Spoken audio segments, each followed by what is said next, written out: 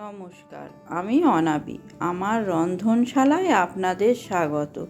আজ দেখাবো নরম তুলতুলে রসালো গোলাপ জামুনের রেসিপি। এটা বানানো অত্যন্ত সহজ এবং খুব কম উপকরণ দিয়ে তৈরি হয়ে যায়। প্রথমে আমি 1 কাপ ময়দা নিলাম আর 1/2 কাপ গুঁড়ো দুধ নিয়ে নিলাম। এবার এতে 1/4 চা চামচ বেকিং পাউডার দিলাম। তারপর সবটা খুব ভালো করে মিশিয়ে নেব।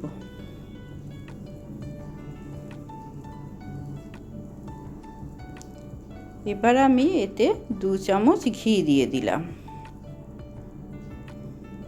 ঘিটা দিয়েও খুব ভালো করে পুরোটা মিশিয়ে নেব।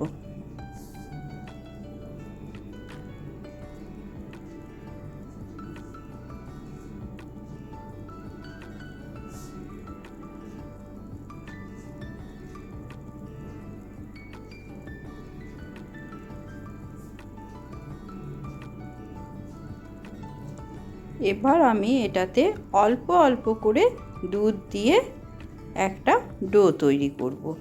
দুধটা কিন্তু রুম টেম্পারেচারের হতে হবে, ঠান্ডা বা গরম হলে চলবে না।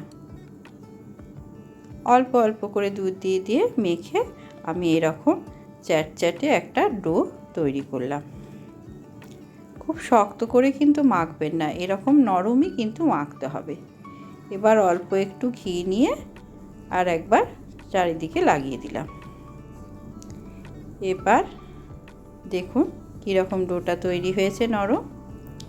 এবার অল্প একটুখানি ঘি আমি হাতে লাগিয়ে নিলাম। তারপর অল্প অল্প করে নিয়ে লেচি কেটে কেটে গোল্লা তৈরি করব।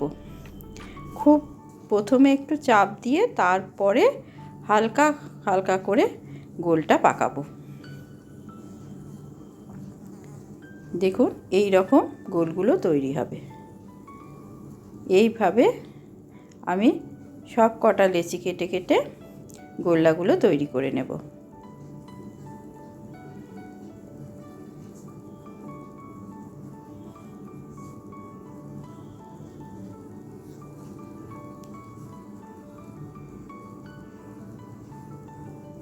দেখুন সবগুলো গোল পাকানো আমার হয়ে গেছে। এবার গ্যাসে আমি একটা কড়াই বসালাম। তাতে বেশ খানিকটা সাদা তেল আমি দিয়ে দিচ্ছি।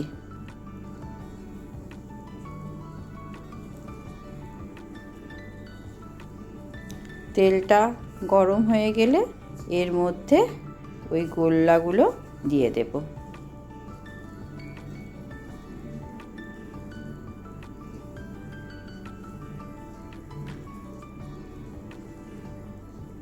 সবগুলো একসঙ্গে দিলাম না, কিছুটা দিলাম আর কিছুটা রেখে দিলাম। ওগুলো আবার এগুলো ভাজা হয়ে গেলে ভেজে নেব। আমি কিন্তু এটা মিডিয়াম ফ্লেমে রেখেছি, খুব হাই ফ্লেমে দিলে বাইরেটা পুড়ে যেতে পারে। ঠিক ব্রাউন কালার করে ভাজবো, গোল্ডেন ব্রাউন কালারের হবে। গোলাপ জামুন তো আপনারা খেয়েইছেন, যেরকম ধরনের গোলাপ জামুনের রং হয় ঠিক সেই রকম কালার করে আমি ভেজে নেব।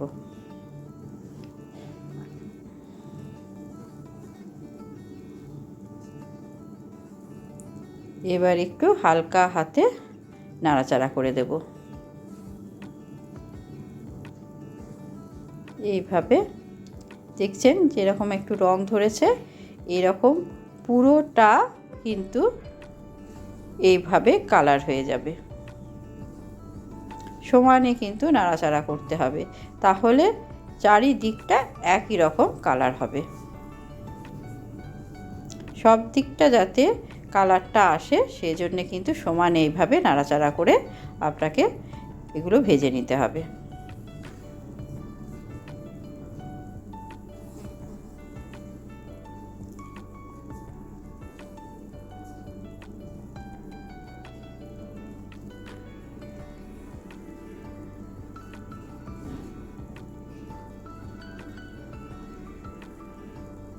এবার আমি এগুলো একটা অন্য পাত্রে তুলে নিচ্ছি।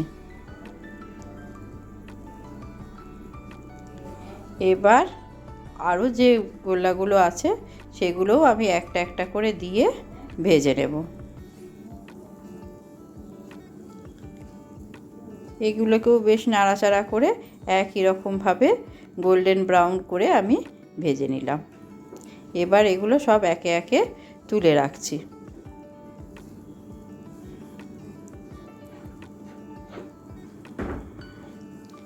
এগুলো ভাজা হয়ে গেল। এবার আমি একটা অন্য পাত্রে চিনি দিলাম, তারপর 1 কাপ চিনি দিয়েছি আর সেই কাপেরই মাপের 1 কাপ জল দিয়ে দিলাম। এবার চিনিটা গলতে দেব। চিনিটা গলে গেছে।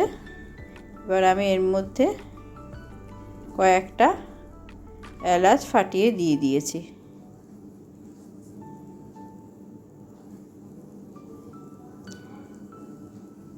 একটুখানি 2-3 মিনিট ফোটার পরে দেখব একটা হালকা চ্যাটচ্যাটে ভাব এসছে, তখনই কিন্তু রসটা হয়ে গেছে বুঝতে পারবো। এবারে যে বলগুলো আমি ভেজে রেখেছিলাম সেগুলো কিন্তু একে একে রসের মধ্যে দিয়ে দেব। যতক্ষণ আমি ওটা রেখেছিলাম ততক্ষণে কিন্তু বলগুলো হালকা একটু ঠান্ডা হয়ে গেছে। একদম গরম গরম ভেজেই কিন্তু ডাইরেক্ট রসের মধ্যে দেবেন না, তাহলে কিন্তু চুপসে যেতে পারে। ওই জন্যে একটুখানি ওটা রাখার পরে আমার রস করতে করতে ওইটা কিন্তু হালকা ঠান্ডা হয়ে গেছিলো। এবার এটা রসের মধ্যে দিয়ে আমি 3-4 মিনিট ফুটিয়ে নিলাম। ফুটিয়ে এটা বন্ধ করে রেখে দেবো। 2-3 ঘন্টা পর আপনাদের দেখাচ্ছি। এই দেখুন কেমন নরম এবং রসালো হয়েছে, দেখুন বুঝতেই পাচ্ছেন কেমন সফট হয়েছে। এবার আমি আপনাদের একটা গোলাপ জামুন কেটেও দেখিয়ে দিচ্ছি। ভেতরটা কীরকম রসালো হয়েছে দেখুন। কেমন লাগলো আজকের এই গোলাপ জামুনের রেসিপিটা? হোলিতে সবাইকে এই রেসিপিটা করে খাওয়াবেন, অতিথিদের এলে তাদেরকেও খাওয়াবেন, দেখবেন দারুণ সুনাম পাবেন। কেমন লাগলো আজকের রেসিপি জানাবেন। ধন্যবাদ।